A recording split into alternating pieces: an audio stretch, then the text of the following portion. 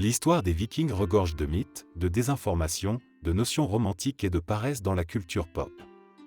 Les faits sur les Vikings sont tout aussi intéressants que les mythes et ont l'avantage d'être vrais. Loin des brutes violentes, non lavées et à casque à cornes des représentations culturelles. Les Vikings étaient des explorateurs, des fermiers et des commerçants. Ils avaient une religion diversifiée, une société stratifiée et une culture riche. Aujourd'hui, je vais vous présenter 10 choses à savoir sur les Vikings. 10. Le rôle important de la femme. La femme viking commençait dès l'enfance à accomplir des tâches agricoles afin de servir l'intérêt du clan.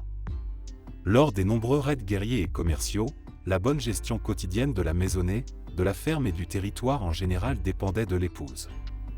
Cette dernière gagnait ainsi en autorité et en indépendance au sein de la société, et jouissait surtout d'un profond respect et d'une légitimité certaine.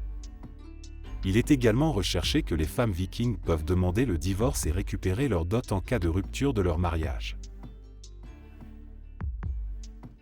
9. L'hygiène excellente. Les Vikings ont la réputation d'avoir accordé peu d'importance à l'hygiène corporelle, ce qui a aidé à créer une image de sauvage sale et hirsute. Mais c'est là une opinion contredite par toutes les découvertes archéologiques. En réalité, les Vikings prennent soin de leur toilette personnelle, de se baigner et de se coiffer. Les fouilles de sites vikings ont mis à jour de nombreuses pinces, des rasoirs, des peignes et des cure-oreilles faits d'os animaux et des cornes. Les Vikings se lavaient au moins une fois par semaine. Ils aimaient beaucoup les sources d'eau chaude naturelle. 8. Ils n'ont jamais été unis. Les Vikings ne s'unissent pas avec les autres clans vikings. En fait, ils ne se sont même pas appelés Vikings, le terme se référait simplement à tous les Scandinaves qui ont participé à des expéditions à l'étranger.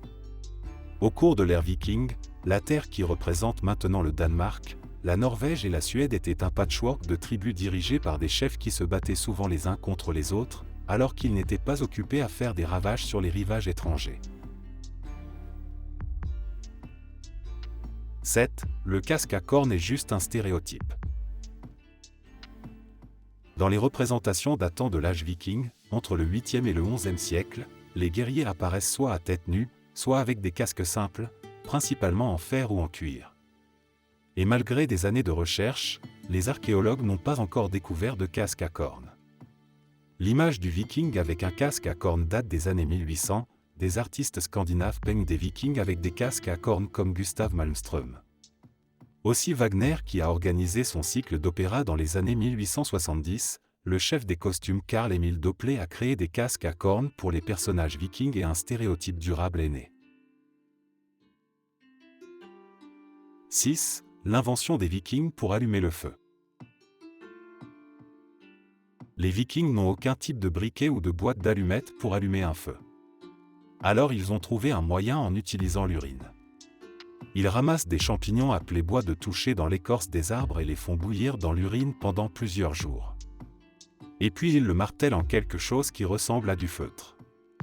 L'urine contient du nitrate de sodium, ce qui fait qu'un matériau couvre plutôt qu'il ne brûle. De cette façon les Vikings apportent leur feu avec eux partout où ils vont.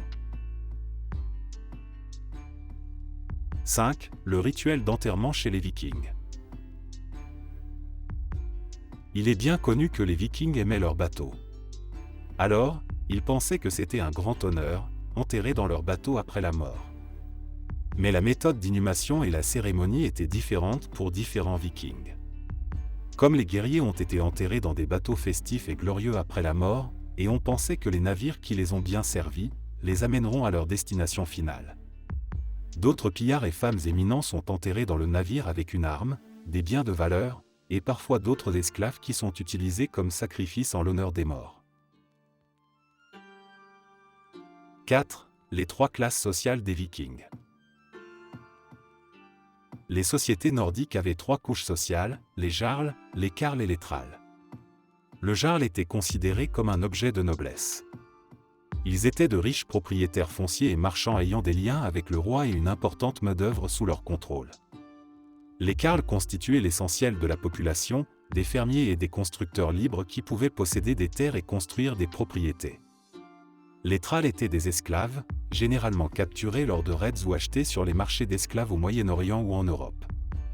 Ils n'avaient aucun droit, mais devaient être bien traités et pouvaient disposer de petites sommes d'argent. Il était possible de passer d'une classe à l'autre. Les carls qui se débrouillent assez bien en affaires pouvaient devenir des jarls, et les thralls pouvaient devenir libres, bien qu'il fallait souvent plusieurs générations. 3. Les villes européennes fondées par les Vikings.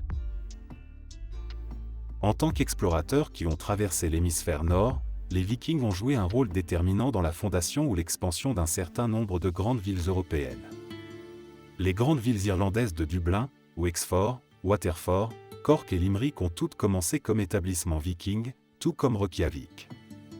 Les Russes descendants des Vikings ont fondé plusieurs grandes villes de Russie, dont Smolensk et Novgorod. Et les villes de toute l'Angleterre, en particulier York, ont été durement touchées par l'établissement des Vikings. 2.